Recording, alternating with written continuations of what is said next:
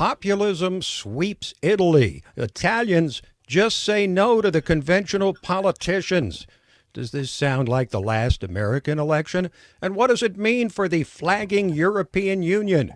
We'll talk about it on The Uprising. LibertyNation.com. They're the resistance, but we are the uprising. With Scott Cosenza and Tim Donner.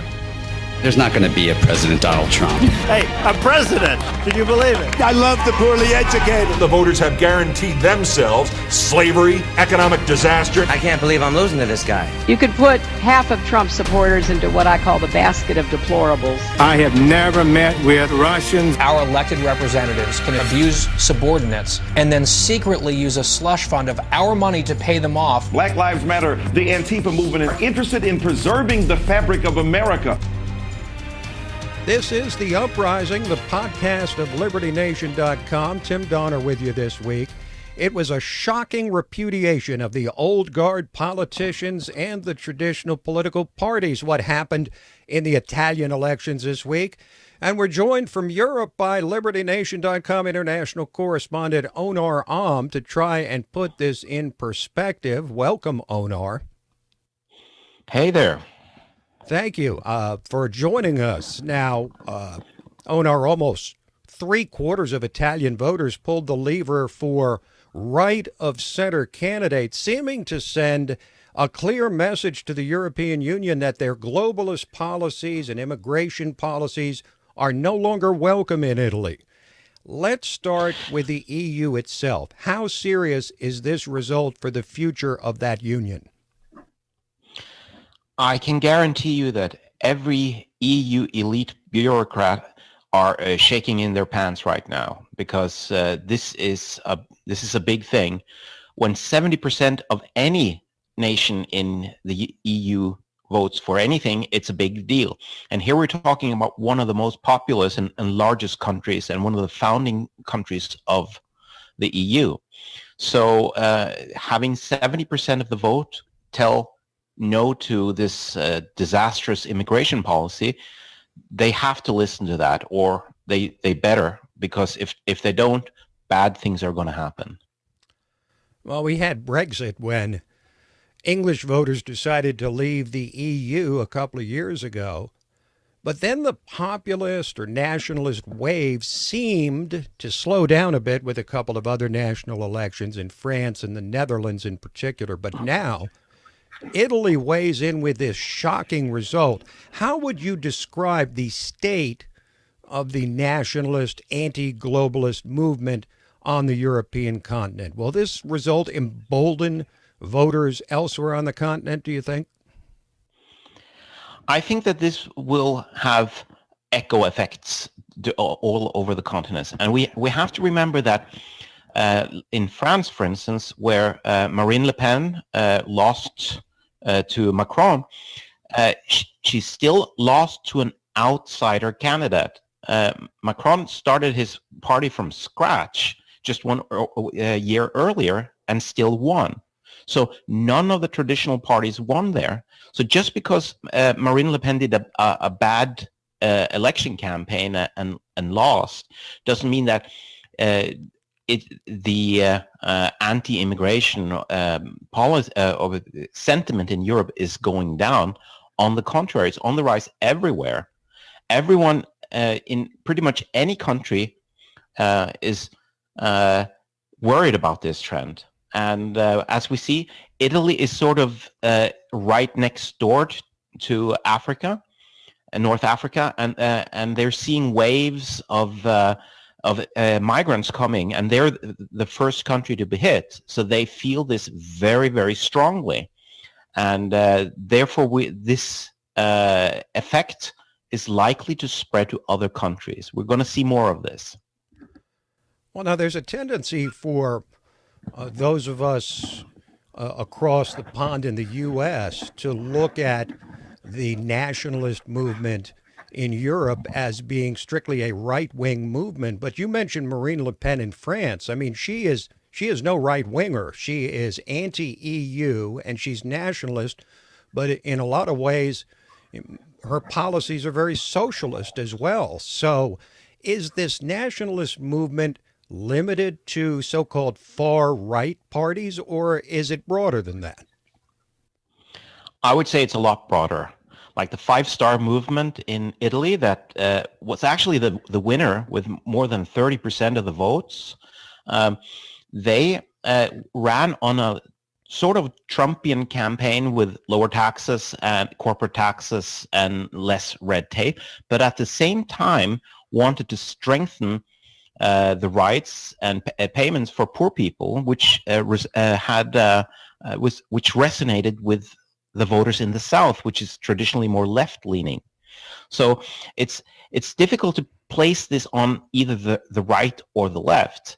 People who vote for less red tape don't necessarily do that because they are right-wing or they are free market, but because they're EU skeptic and they just want to have less of that stuff. Right, and skepticism about the EU is obviously rising. As you said, Marine Le Pen didn't win in France, but she did much better than in the last election.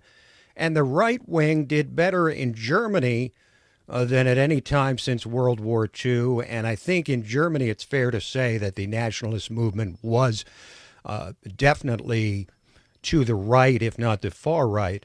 Plus, of course, we have Brexit and now this Italian election. What is the EU's plan for trying to stop this anti-EU movement? I am not sure what their plan is, and I'm not sure they know what their plan is. They have been so arrogant about this. They think that they have the upper hand. Look at how they've been treating Britain in the Brexit negotiations. So arrogant, as if they can dictate everything. And I think this reflects a kind of lack of touch with reality from this upper class elite of Eurocrats. They just don't have any feeling for what's going on in the people, and they think that they can manage this. And I think they're over their head. And I think it's only now dawning on them that they may lose the grip of power in the end.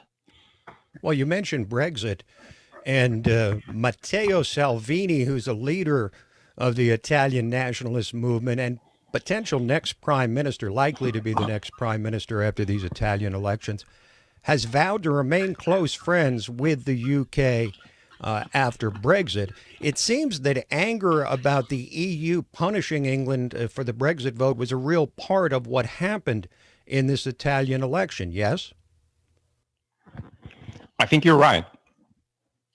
I think that people who are being, generally speaking, punished by the EU are starting to find each other across national boundaries, which is sort of ironic because, I mean, the EU is supposed to be this great uniter, and now it's a combination of a divider, and new alliances are being formed with previous countries that have nothing to do with each other, such as Italy and the UK. This is a very interesting trend, and it'll be interesting to see how that plays out in the future. All right, so let's talk about Germany a bit. It seems Germans have been the bankers for the rest of the EU, bankrolling the bailout of Greece, among others. How long will Germans agree to continue to bail out countries destroying themselves with socialism? Germans are a special kind of people. They are known to be very patient, very, very patient. But when they snap, they can snap very quickly and harshly. And it may not be pretty when they do it. So the Italians, they get angry faster, but then it's over. But when Germans get angry, they can sometimes get really angry. And we're sort of hoping that we're not going down that road, because the last time Germans got really angry was in the 1930s and 1920s and 1930s, and that was not a pretty sight. But there are indications that the so-called nationalist movements in in Germany and Austria are not of the same ilk as before. They're very aware of this connection, association with the past, and they don't want to make the mistakes of previous generations. So even though the German people might be quite angry or eventually get very angry, the nationalist movements show that they are responsible in dealing with this. They're very calm, and they're handling this in a very mature manner. Unlike, for instance, the left, the Antifa, which are absolutely insane. We've seen some of the Antifa stuff in America, but that just fades in comparison to what's going on in Europe. Mm-hmm. I mean, in Europe, Antifa is a real terrorist organization doing absolutely horrible stuff. So this is also part of why partly why the nationalist movement is so careful about what they're doing. And everyone is afraid of the left, of the terror that they put on people. And therefore people are reluctant to go down the path of nationalism because they're afraid of what might happen to them. So everything is open when it comes to Germany. But worst case is that we're going down a dark path there. Hopefully not. Well, I've thought for some time, Onar, that Europe will never fully recover from German Chancellor Angela Merkel's decision to accept millions of refugees, mostly from Syria, that with the birth rates of Muslims far exceeding those of European natives, that Islam will eventually become the majority in Europe. Do you agree? Yes, that is a danger. But on one hand, you have this boiling frog phenomenon, that if things go slowly, you don't notice it, and therefore it's the slow thing that will eventually kill you. But if instead you throw the frog into boiling water, he's going to wake up and jump out. And I think that this is what we're seeing now, that Merkel actually may have done Europe a service by throwing it into such chaos with her disastrous decision, because Europe is now waking up in a way that it might not have done otherwise. So we see this all over Europe, that people are waking up, that there's something really bad going on. And everyone knows it. And at the moment, they don't want to talk about it or dare to talk about it, but it's increasing in pressure. And eventually, I think it's going to manifest itself in a reaction, hopefully a peaceful reaction, but there's still plenty of hope for Europe. Europe can still be saved. And we mustn't forget that Eastern Europe has resoundingly said no to all sorts of immigration. So there are no terrorist attacks in Eastern Europe, for instance. Poland is completely terror-free. Mm-hmm. It also has zero Muslim immigration. So they're also showing another path for Western Europe.